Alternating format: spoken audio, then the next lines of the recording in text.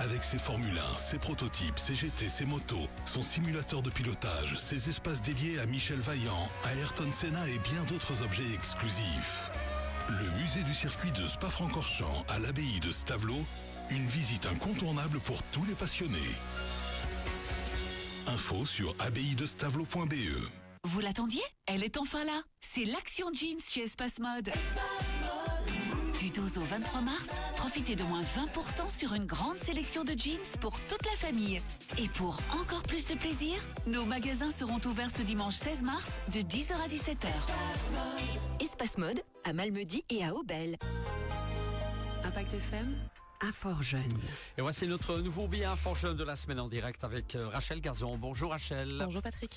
Alors Rachel, cette semaine, nous allons intituler le billet le dropshipping. C'est une pratique, j'y arrive, chercher mes mots. C'est une pratique commerciale qui se développe de plus en plus d'ailleurs sur Internet, via les réseaux sociaux et notamment via les influenceurs. Alors cependant, cette pratique n'est pas sans risque. On en dit plus sur le sujet, Rachel. Effectivement, alors le dropshipping, c'est une pratique de vente en ligne dans laquelle 3 acteurs entrent en jeu. Le fournisseur qui propose des produits, le revendeur ou dropshipper qui vend les produits de ce fournisseur et le client qui achète ces produits. Alors jusque-là, rien de particulièrement différent de la vente habituelle. Cependant, la particularité du dropshipping, c'est que le revendeur ne gère pas les stocks et que les produits sont livrés directement par le fournisseur. Donc finalement, le dropshipper est un intermédiaire. Il a pour seule mission de promouvoir et vendre le produit du fournisseur plus cher pour récupérer une marge. Ce business est donc une pratique intéressante pour les dropshippers qui peuvent faire de la vente en ligne sans devoir gérer les aspects logistiques, les stocks ou encore l'envoi du produit. Voilà. Et alors cependant, c'est une pratique qui n'a pas que des avantages. Oui, alors le principal inconvénient pour le dropshipper, c'est qu'il est le seul responsable des commandes du client, ce qui implique que le fournisseur n'y apparaît pas et que s'il n'honore pas les commandes ou encore la qualité du produit, c'est le dropshipper qui aura des problèmes avec ses clients. Ensuite, il existe également des inconvénients pour les clients qui sont amenés à parfois payer le produit beaucoup plus cher que s'il avait directement acheté sur le site du fournisseur. D'autant plus que le dropshipper ne connaît pas forcément le produit ou sa qualité, ce qui peut se répercuter sur le client. Évidemment, il existe aussi et également de nombreuses arnaques. Oui, alors concrètement, la pratique du dropshipping est légale si les dropshippers sont déclarés en tant qu'entreprise ou freelance. Cependant, cette pratique, même si elle est légale, peut engendrer de nombreuses arnaques. Par exemple, certains sites de dropshipping avancent de fausses informations ou rendent les conditions de remboursement ou de retour impossibles.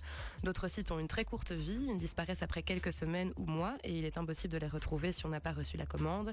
Et de plus, certains influenceurs peu scrupuleux sur les réseaux sociaux qui pratiquent le dropshipping vont user de leur influence sur leur communauté et aller jusqu'à avancer de fausses informations pour inciter à l'achat en laissant croire que l'offre est incomparable. Oui. Et Rachel, comment flairer justement les mauvais plans, reconnaître les sites de dropshipping? Alors tout d'abord, ce sont des sites qui proposent pratiquement toujours de très grosses soldes, pouvant aller jusqu'à 70 ou 90%. Ils présentent souvent la même structure, donc ils se ressemblent tous. On peut également les reconnaître en faisant un clic droit sur l'image du produit mis en vente et en cliquant sur recherche une image avec Google. On tombe alors sur plusieurs sites qui vendent le même produit, notamment sur les sites des fournisseurs où les produits sont vendus moins cher. Et enfin, le délai de livraison est généralement très long, 3 ou 4 semaines, ce qui signifie par ailleurs qu'il y a de fortes chances que le produit vienne de Chine. On rappelle bien sûr, comme chaque semaine, qu'à Fort-Jeune est disponible, est à votre écoute pour toutes les questions éventuelles, Rachel.